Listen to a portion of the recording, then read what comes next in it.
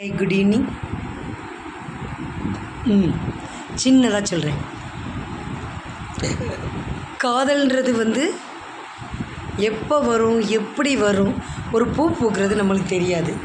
அதை மாதிரி தான் இங்கே வா, அதை மாதிரி ஒரு புனிதமானது தான். எப்படி வரும்னே நம்மளால் கண்டுபிடிக்க முடியாது. சரி, ஒரு பொண்ணு பெரிய பணக்கார வீட்டு பிள்ளை, டீச்சராக ஸ்கூலில் வேலை பார்க்குறாங்க. ஸ்கூட்டியில் போவாங்க வருவாங்க. அப்போது அந்த போகிற வழியில் ஒரு ஒர்க் ஷாப் இருக்குது. அங்கே அவங்க வண்டி வா வா வா வா வா முடியா வண்டியை ரிப்பேர் பண்ணால் கொடுக்க வைக்க அப்படி இருப்பாங்க. அந்த ஒர்க் ஷாப்கார் பையன் திரும்பி கூட அந்த பொண்ணை பார்க்க மாட்டான். அது அந்த பொண்ணுக்கு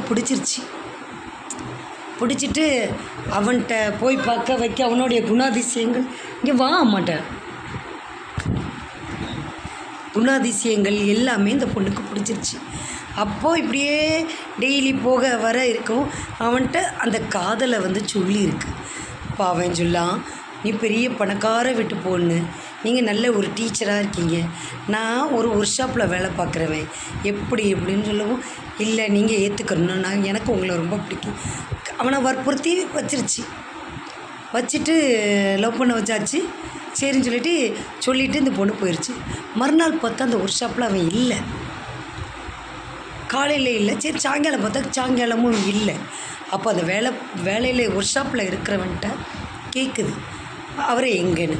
ஐயோ பாவம்மா, ரொம்ப காய்ச்சல், அவனுக்கு அம்மா அப்பா யாருமே கிடையாது, அதனால் அப்படியே படுத்த படுக்கையாக கிடக்கான் அப்படின்னு அவன் சொல்கிறான்.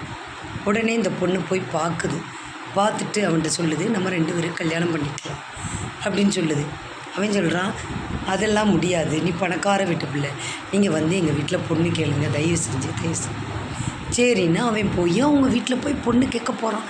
அந்த பிள்ளைக்கு 2 அன்னைங்க வேறு இருக்காங்க. இவன் போய் கேட்கவும் அவங்க அம்மா அந்த பிள்ளைய போட்டு அந்த அடிக்கிறாங்க.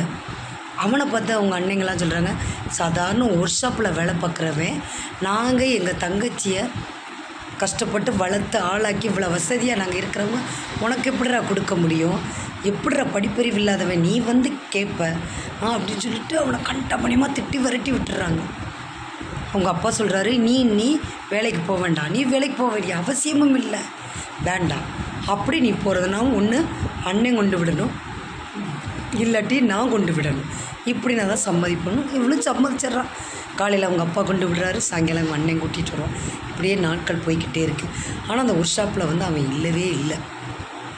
இப்படியே இருக்கும்போது